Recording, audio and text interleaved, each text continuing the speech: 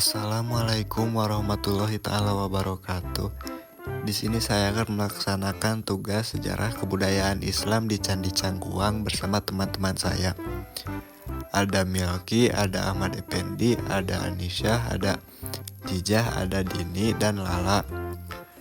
Di sini saya berangkat jam 1 kurang lebih memakai kendaraan roda 4 dan sampai di Candi Cangkuang itu tepat jam setengah 3. Masih tetap bersama Kang Milky. Kita akan mengadakan meeting bersama rencang-rencang.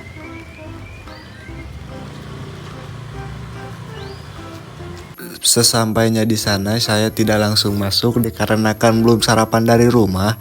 Saya bersama rencang-rencang makan terlebih dahulu karena takutnya nanti di sana pas pertengahan wawancara takutnya ada yang salatri, karena kalau udah salatri itu sangat berbahaya. Setelah makan saya langsung lanjut perjalanan menuju ke Candi Cangkuang yang harus melintas situ terlebih dahulu memakai rakit. Mungkin beberapa dari kalian bertanya, Cak Imam, kenapa di dalam rakit tidak di video? Ya, kebetulan HP sayanya lowbat, jadi tidak sempat saya merekam di dalam rakit. Jadi mohon maaf. Saya langsung menuju ke Kampung Pulo. Kampung Pulo sendiri adalah kampung adat sejarah. Dahulu kala masyarakat di Kampung Pulo menganut agama Hindu, namun setelah Mbah Dalam Arif Muhammad singgah di wilayah ini beralih ke agama Islam. Hal ini terjadi karena pasukan Mbah Dalam Arif Muhammad terpaksa dipukul mundur sewaktu melawan penjajah Belanda. Karena merasa kecewa dan malu oleh Sultan Agung, maka Mbah Dalam Arif Muhammad tidak kembali ke Mataram. Mulai waktu itu beliau menyebarkan agama Islam pada masyarakat di wilayah Kampung Pulo sampai dengan wafat dan dimakamkan di Kampung Pulo. Mbah Dalam Arif Muhammad meninggalkan 6 orang anak, 5 perempuan dan 1 pria. Berkaitan dengan hal tersebut, di Kampung Pulo didirikan 6 buah rumah adat saja yang saling berhadapan, masing-masing 3 buah rumah di sebelah kiri dan sebelah kanan, ditambah dengan sebuah masjid untuk tempat beribadah.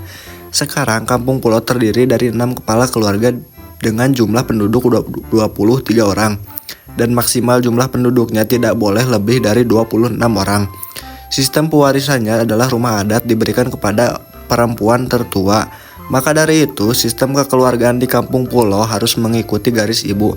Apabila ada anak laki-laki yang sudah menikah dan pernikahannya sudah menginjak waktu 2 minggu, maka anak laki-laki itu harus keluar dari Kampung Pulo. Ketika kami mau menemui kuncennya, kebetulan kuncennya sedang sakit dan tidak bisa ditemui. Alhasil kami harus menemui Bapak Umar, yaitu wakil kuncen. Ketika kami mau ke museum, kami mau menemui Bapak Umar. Kebetulan di museum itu sedang banyak anak-anak SMP yang sedang melaksanakan hal sama seperti kami mungkin. Alhasil kami harus menunggu terlebih dahulu, menunggu mereka beres baru kami bisa menemui Bapak Umar. Ketika menunggu, saya sendiri berjalan-jalan dan menikmati alam Candi Cangkuang yang asri dan segar. Di Candi Cangkuang sendiri ada taman anak-anak yang dikhususkan untuk anak-anak dan ada spot foto lahan padi yang cukup luas sejauh mata memandang. Akan tetapi akses jalan menuju ke sini cukup rapuh, seperti kayu-kayunya sudah banyak yang berlubang dan tempat-tempat seperti ayunan juga sudah terlihat rapuh, seperti tidak terurus. Jadi saya kembali lagi kepada teman-teman saya di museum untuk melakukan wawancara karena dikabarkan anak-anak SMP tersebut sudah beres melaksanakan tugasnya. Berikut adalah hasil wawancara saya bersama Bapak Umar, yaitu wakil kuncen. Jadi gini ya, jadi bahwa di Cangkuang itu berpeninggalan ya, Hindu dengan Islam. Kalau Hindu abad ke-8 di Cangkuang, kalau Islam abad ke-17 adanya makam Arif Muhammad dan komplek Kampung Pulo. Jadi di sini berpeninggalan Hindu dengan Islam. Nah, jadi di sini tuh pertama diketemukannya oleh seorang ahli arkeologi Islam yang bernama Bapak Upacara Smita. Nah, beliau juga membaca buku kuno yang bernama Kodormen. Nah buku itu yang berjudul No Tulen Batavia Genegzap. Jadi di buku itu tertulis bahwa di Cangkuang itu sudah peninggalan Arca Dewa Siwa dengan makam Arif Muhammad. Jadi di buku itu dibilang adanya candi cuma ada Arca Dewa Siwa dengan makam Arif Muhammad. Ditemukannya pada tanggal 1966. Jadi waktu itu Bapak Uka melakukan penalasan kenapa ada Arca Dewa Siwa dengan makam Arif Muhammad. Kalau Dewa Siwa kan agama Hindu, Kak, Arif Muhammad itu Muslim. Nah 678 Puka itu dengan tim datang ke sini untuk mengadakan penelitian, penggalian dan pencarian batu. Waktu penelitian pencarian fondasi candi diketemukan di sebelah makam Arif Muhammad yang berukuran 4,5 kali 4 meter persegi dan batu-batu candi yang ditemukan cuma ada 40%. Jadi yang 40 itu juga oleh masyarakat di sini udah dipakai inisial kuburan, udah dipakai dalam karena masyarakat di sini gak tahu adanya candi. Jadi yang tahu masyarakat di sini cuma ada Arca Dewa Siwa bergeletak di sebelah makam Arif Muhammad. Nah waktu itu Bapak mengadakan proses untuk pembugaran. Jadi 7476 candi Cangkuang ini dipugar lagi. Batu aslinya cuma 40%, yang 60 batu cetakan. Nah candi Cangkuang ini bentuk seperti ini baru diperkirakan aja, punya ukuran panjang dan lebar 4,5 kali 4 meter persegi dan tingginya 8 meter setengah. Nah sesudah candi Cangkuang dipugar, Arca Dewa Siwa yang tadinya bergeletak di sebelah makam Arif Muhammad sekarang dimasukkan ke dalam candi untuk menutup lubang. Di tengah-tengah candi itu ada sebuah sumur ya dalamnya 7 meter. Jadi dulunya tempat penyimpanan abu jenazah agama Hindu. Nah sekarang ditutup dengan Arca Dewa Siwa karena nggak dipakai lagi untuk menyimpan abu. Namun candi Cangkuang ini sampai sekarang belum jelas, belum tuntas peninggalan kerajaan mana dan siapa karena prosesnya belum ditemukan. Namun para arkeolog memutuskan bahwa candi Cangkuang ini peninggalan Hindu abad ke-8 terbuat dari batu khusus untuk sembahyang dan beribadah. Makanya candi ini dinamakan dengan nama Candi Cangkuang. Kebetulan ditemukan di desa Cangkuang dan nama Cangkuang itu diambil dari sejenis pohon namanya pohon cangkuang. Ini ada fotonya, ini ada pohonnya. Buahnya berhasil untuk obat batuk, disentif, pencerah antioksida. Jadi Candi Cangkuang ini dinamakan dengan nama Candi Cangkuang itu dikarenakan belum ditemukan prosesinya. Jadi diambil dari nama desa dan nama pohon. Nah di sebelah Candi Cangkuang itu ada makam Eyang Madam Arif Muhammad. Beliau dulunya seorang panglima Panggilan Mataram waktu di Sultan Agung. Jadi Arif Muhammad ini disuruh menyerang tentara POC ke Batavia, gagal. Pulang ke kerajaan takut ada sanksi. Jadi beliau singgah di Pulau Panjang ini. Sebelum Madam Arif Muhammad datang ke Pulau Panjang ini, masyarakat di sini menganut agama Hindu. Datangnya Arif Muhammad abad 17 diislamkan oleh beliau. Namun waktu Arif Muhammad mengikamkan di sini secara bertahap. Jadi tradisi dan budaya Hindu Islam beliau nggak dibuang seperti sesaji kemenyan dipakai ya. Nah yang nyari sebuah bukti bahwa Eyang Madam Arif Muhammad penyebar Islam abad 17 di Cangkuang sekitarnya dalam sebuah kitab kuno ya. Ada khotbah Idul Fitri, Idul Adha, kurang 30 dan kitab-kitab yang lainnya. Itu kertas dari kulit kayu saya, tintanya dari aral dan ketan yang menulisnya Madam Arif Muhammad sendiri waktu menyebarkan Islam di sini. Nah kitab-kitab itu ditemukannya di Komplek Kumbal Kampung Pulo. Jadi lewat kampung yang namanya Komplek Kampung Pulo.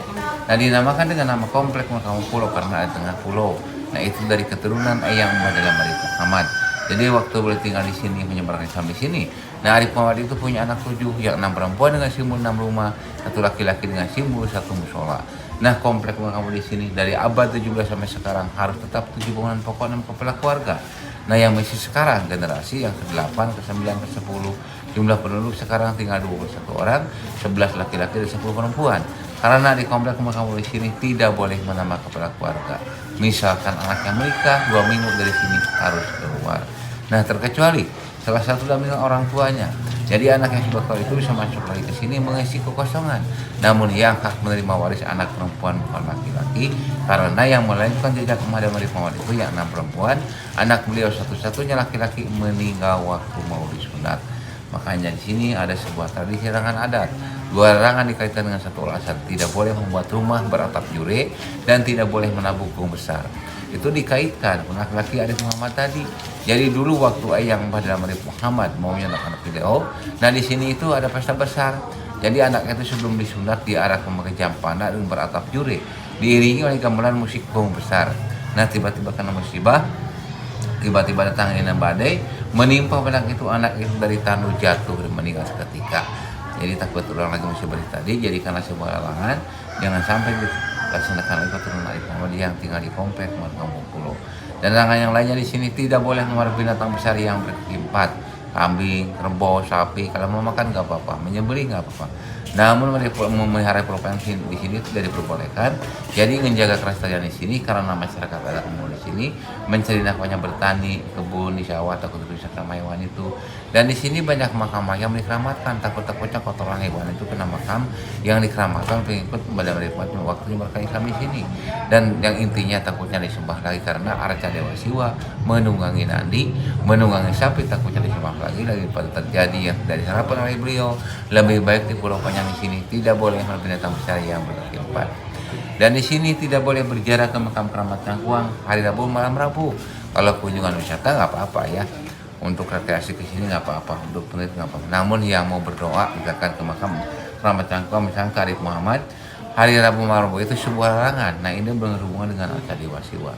Jadi dulu waktu Hindu berdiri di sini, hari yang terbaik untuk menyembah arca dewa siwa itu hari Rabu malam Rabu. Nah waktu Umat Arif Muhammad yang berkali di sini, hari Rabu dan malam Rabu itu tidak ada kegiatan, cuma kegiatan untuk memperdalam ajaran-ajaran Islam. Dan di sini dari abad 17 sampai sekarang harus tetap 7 hubungan pokok dan pokok keluarga itu simbol ya. Dari putra-putri Muhammad punya anaknya 7, yang 6 perempuan dengan simbol 6 rumah, 1 laki-laki dengan simbol 1 musola. Kalau ritualnya di sini ada rempul kasan, ada 4 bulan, 12 maulud, 14 maulud menikah benda pusaka, terakhir bulan maulud miliankeun. Dan ritual yang lainnya masih dilaksanakan karena dulu waktu Umat Muhammad menyebarkan Islam di sini, tradisi budaya Hindu sama dipakai, makanya sama kami yang tinggal di sini masih tetap dipertahankan dan masih tetap dilaksanakan. Kalau luas Pulau Panjang ini sekitar 7,5 hektar, kalau Danau Cangkuang sekitar 25 hektar. Silakan apa yang kurangnya. Kalau sekarang di Candi Cangkuang itu, kalau tempatnya memang ada tempat Hindu ya dan Islam. Sekarang yang tinggal di kampung pulau desa Cangkuang sekarang itu yang ada cuma satu agama Islam. Yang mendapat kemarin itu juga seorang panglima perang Kejati Malam pendatang. Iya, seni tradisi budaya hidup sama budaya itu dipakai ya, seninya, ritualnya. Jadi waktu menyebarkan Islam di sini tradisi budaya Hindu itu dipakai, makanya waktu Umat Muhammad menyebarkan Islam di sini secara bertahap. Jadi tradisi budaya Hindu dipakai, makanya dari Hindu itu bisa ke bawah masuk Muslim gitu ya. Jadi tidak secara brutal. Mengapa Arif Muhammad dimakamkan di sini? Karena meninggalnya di sini karena beliau menyebarkan Islamnya di sini. Jadi seolah penghargaan. Kalau Candi Cangkuang ini awalnya dari abad 8, abad 78, namun dipugar lagi 74, 76. Penilaian yang mendapat Muhammad adalah khutbah di sini ya. Ada khutbah Idul Fitri, Idul Adha, Quran 30 sud, fikih, ilmu alat, tauhid, kitab. Ini itu yang peninggalan dari Arif Muhammad waktu menyebarkan Islam ini. Jadi itu sebuah bukti bahwa beliau itu penyebar Islam abad 17 di Cangkuang dan sekitar. Di dalam Candi Cangkuang cuma ada arca dewa siwa. Nah, tanggal dan tahunnya nggak tahu ya, itu cuma abad 17 aja. Ya, kalau dulunya jadi kita ada pesan itu untuk menyebarkan Islam di sini secara bertahap, jadi secara saling menghargai dan saling menghormati itu aja. Di wawancara barusan, saya dapat menyimpulkan 3 hal. Yang pertama, masyarakat kampung pulau masih memiliki adat istiadat yang kuat. Dan yang kedua, di kampung pulau masih terdapat mitos-mitos yang masih dipercaya oleh masyarakat sekitar maupun masyarakat umum. Dan yang ketiga, tidak diperbolehkan berziarah di hari Rabu malam Rabu, dikarenakan waktu dulu hari terbaik untuk penyembah arca dewa adalah hari Rabu malam Rabu.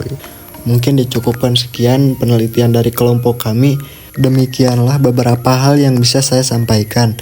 Sebelumnya saya mohon maaf yang sebesar-besarnya kepada teman-teman apabila dalam penyampaian tadi mungkin ada kesalahan kata atau penjelasannya kurang lengkap. Wabillahi taufik wal hidayah. Wassalamualaikum warahmatullahi taala wabarakatuh.